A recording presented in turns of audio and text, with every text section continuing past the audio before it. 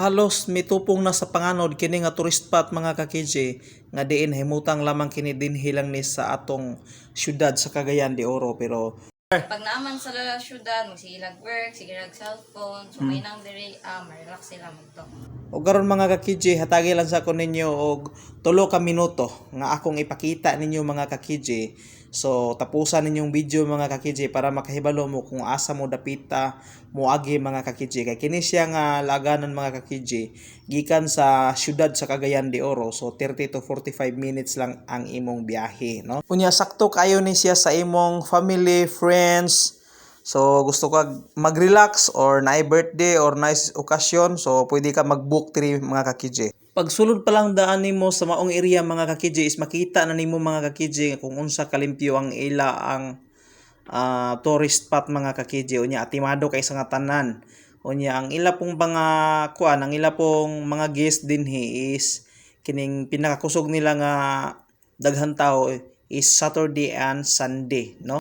O kung mangutana ka mga ka-KJ kung tsada ba ang dalan dinhi padulong? Yes, tsada ang dalan, ang karsada dinhi padulong sa maong area mga ka-KJ. Tungod kay gikan sa National Highway, so simentado gyud tanan hantod moabot ka sa maong area. So dili ka angay mabalaka kay ang kalsada nga imong gagian is simentado jud siya tanan. Og pwede ni siya mga ka-KJ sa tanang nagbisikleta, nagmotor, nagsakyanan, so makasaka permente, makaangat permente tungod kay simentado tanan ang kalsada padulong dinhi nga area mga ka-KJ, no? So mao nang dili ka angay mabalaka kay worth it pod. Pag maabot na ka dinhi mga ka-KJ is worth it ang imong pag-abot dinhi mga ka-KJ tungod kay relaxing place unya hangin kaayo pod siya.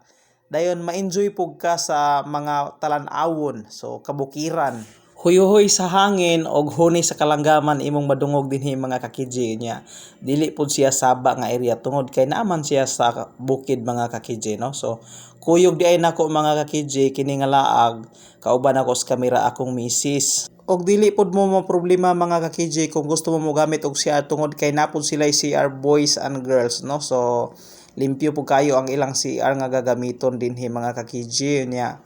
Kini ni ang gusto po ka mahilamos diri, pwede po ka mahilamos ani dako kay sa amin at magatubang ka nang dako kay sa amin mga ka-KJ. Mo nang diha si Mrs. naglingkod-lingkod mga ka-KJ tungod kay huyuhoy sa hangin gyud, no? Pati bugnaw og gitugnaw gali na siya mga ka-KJ. Mo nang hasta po ko naganahan po ko din hila may kay balik-balik diri mga ka-KJ, bahala di ko mag-vlog. So mo na among gisabutan ni Mrs. nga magbalik-balik mi dinhi basta kuan kay syempre dool ra man kay sa syudad, no? So bahala dili mag-vlog basta kay balik-balik ya punta. So sa tanang mangutana kung asa ni dapita mga ka-KJ. So karon akong hibalo ninyo kung asa ni dapita agi. Og mao di ay ni ang Dansuliwood View Deck nahimutang kini sa may barangay Dansulihon sakop sa Cagayan de Oro City. So kanang gikan ka sa CDO mga ka-KJ going to Talakag mga ka-KJ, nay makita nimo dihang welcome to Dansulihon. Pa right side ka, sunod-sunuran ng kalsada mga ka-KJ or mangutana lang mo sa mga residente, tuduan mo diha dapita mga ka-KJ kung asa dapita ang Dansuliwood View Deck. So ang entrance dinhi mga ka-KJ sa halagang presyong pangmasa, ang entrance dinhi mga ka-KJ is 50 pesos lamang. Sa 50 pesos nimo ma-enjoy na ka, malingaw na ka sa imong 50 pesos. Alright?